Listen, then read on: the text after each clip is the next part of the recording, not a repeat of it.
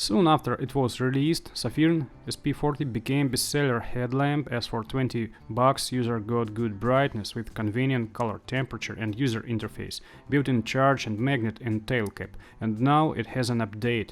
21700's battery, split light, Type-C charge, that is HD20. And if you would like to buy this headlamp after watching my review, there are links below video.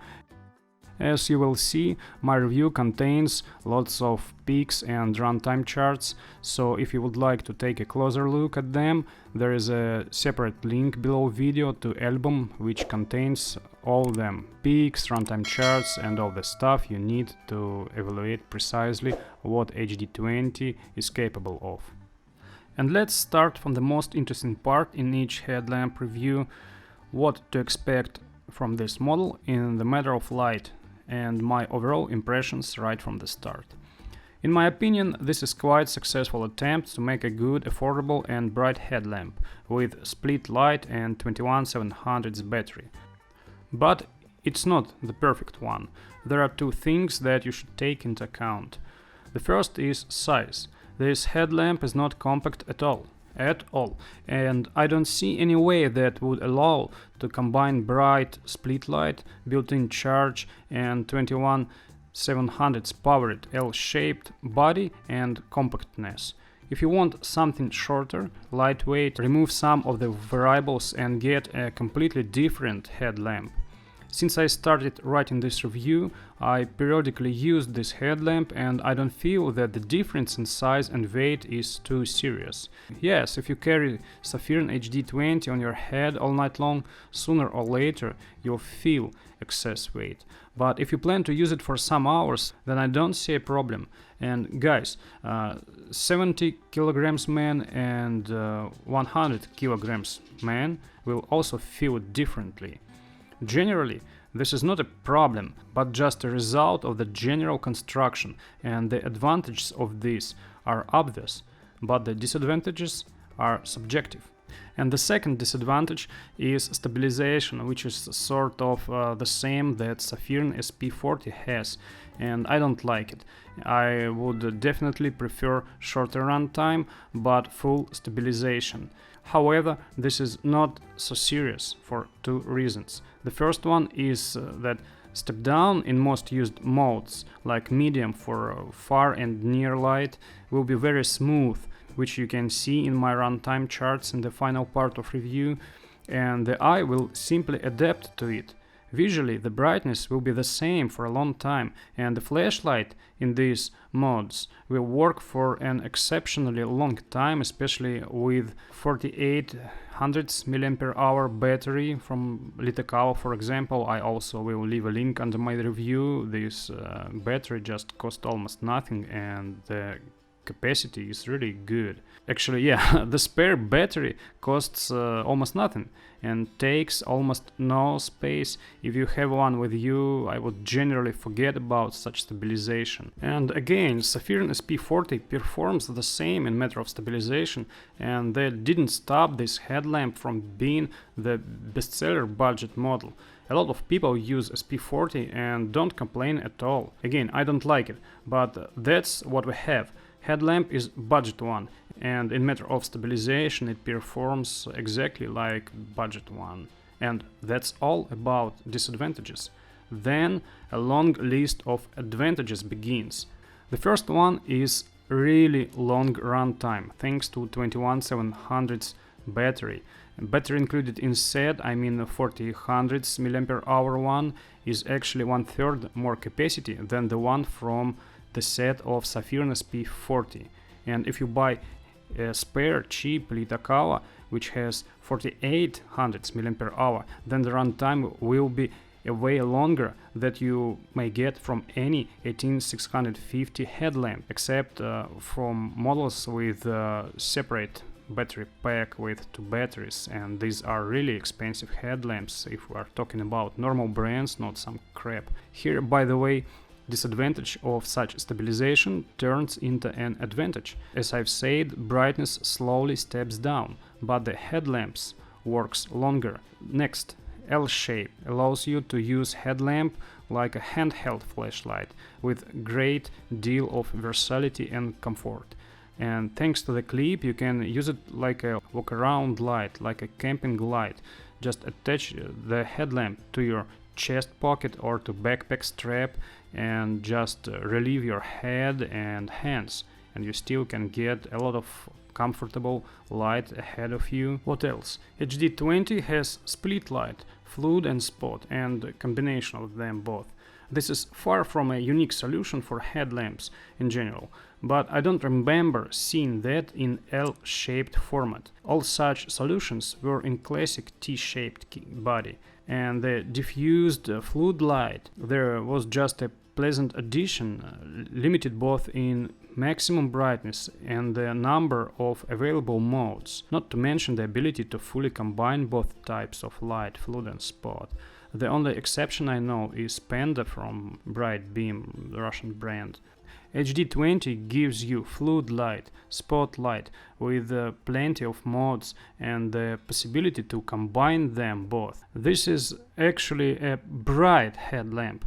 There are brighter models, but question is that these models from Clarus, from Alight for example, are almost twice as expensive, while the usual compact dimensions, they are 18650 battery powered, reduces the turbo to a rather short time in just to compare with the HD20. One more advantage is good color temperature. Here we've got 5000 kelvins and floodlight is even HiCRI because there's a nice Samsung LED there. Any of the major brands except S-Beam in such a situation would give you a standard cold light just to raise the brightness in the specification. What else? This is the headlamp with a magnet in tail cap, an extremely convenient solution for any repair works, especially with car repair. Next is flexible and convenient user interface. Anduril will be more flexible, but for an ordinary user, such a variety of settings will be rather a disadvantage. Wrong extra click can lead into the jungle of settings and cause only swearing. One major advantage: price. All these wonderful features would not be so pleasant if the cost of the flashlight was at the level of like Phoenix, Alight, Night Core, but it is just so way less. With full stabilization, HD20 could be really close to perfect, if size and weight are good for you, of course. With the one it has now, it's just really good budget headlamp with combination of features that no other model has. I believe that HD20 is a really good choice for ordinary user and perhaps okay for the experienced one, if you can live with the absence of full stabilization. That's what I feel about this model now, and I hope you've seen what it's capable of in matter of light, and I want to remind you that the final part of review will contain lots of runtime charts, and if you would like to see how long this flashlight work and what's about brightness in different time after you start flashlight, just make sure you watch the video till the very end. And again, there is a link below video with the album which contains all the runtime charts and all these peaks that you see now. You can download them. And now it's time to take a closer look at the HD20 appearance itself. Quite decent package for a budget brand. It's better than anything you get when you buy something in the Sofirn convoy price category. The kit contains everything you need: the headlamp itself, head strap, clip, O-ring, manual. Battery and charging cable are optional when purchasing the full version. The head strap is quite budgetary. There are no gel straps inside, no reflective elements on the outside. However, the fabric itself is soft and pleasant. HD20 is definitely not a short one. This is both a good, it's better in heat dissipation, and a bad, because after all you wear HD20 on your head, 12 centimeters in length and 200 grams of full weight, including head strap, will be too much for some users, though of course okay for others. In terms of appearance, this headlamp looks pretty good. Yeah, big brands would make design more attractive, But as it is, I think that HD20 looks pretty nice, especially for its price again. A magnet in the tail cap is powerful enough to hold a fully equipped flashlight horizontally. There is a thick enough spring inside tail cap and one more at the head. The thread is good and accurate, but it's worth adding some more lubrication. The clip is double-sided. This is where you face great advantage of L-shaped headlamps. Such a flashlight can be attached to the strap of a backpack, and it will be great to illuminate the path ahead of you without wearing HD20 on head or just holding it in hands. The head is really massive.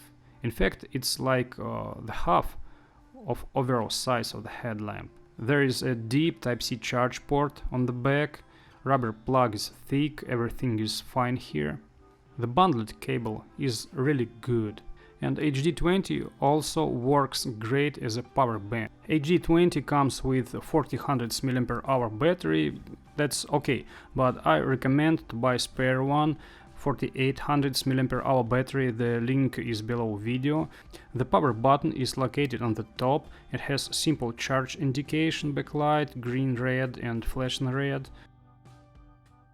Actually just one good clicky button, I've got nothing to add about it. There are a pair of TIR lenses, one for floodlight, another one for spotlight. Glass is anti-reflective coated. On the bottom, under TIR lenses, are Samsung LH351D for floodlight and HiCRI XPL HD for spotlight. That's quite a reasonable choice, and HiCRI Samsung is what you definitely cannot expect from a budget model. Great. That's all about appearance. I've got no complaints about it, neither about build quality. User interface is logical, convenient and flexible, with instant access to almost all the needed modes like Moonlight, Turbo. I like the one. Light of HD20 will be good for any situation. If you need some throw, you get it. If you need some floodlight, here it is. Good color temperature of 5000 kelvins, which I like more than 4000 kelvins. You can combine spot and flood. Everything is really good here, far from budget model definitely. And what's about being budget is stabilization. Everything here is exactly as Sofirn SP40 has. Quite ugly. Sometimes it acted really strange, like brightness started to grow up in turbo. But frankly speaking, in real use you will unlikely to see the step down like 1% in 5 or 10 minutes. The brightness will seems to be the same all the time until it drops to really low level. And the runtime itself is really long. Here you can compare also the runtime of battery included and 4800's battery. That's all. I hope you've got a clue now what to expect from HD20. Feel free to comment if you like it or don't like it, and if you've already got this headlamp, also share your impressions about this headlamp. If you would like to buy it, below video are the links to HD20, to SP40, to spare battery, to album with all the runtime charts. That's all. Subscribe my channel, don't forget to click bell in order not to miss new reviews. Bye.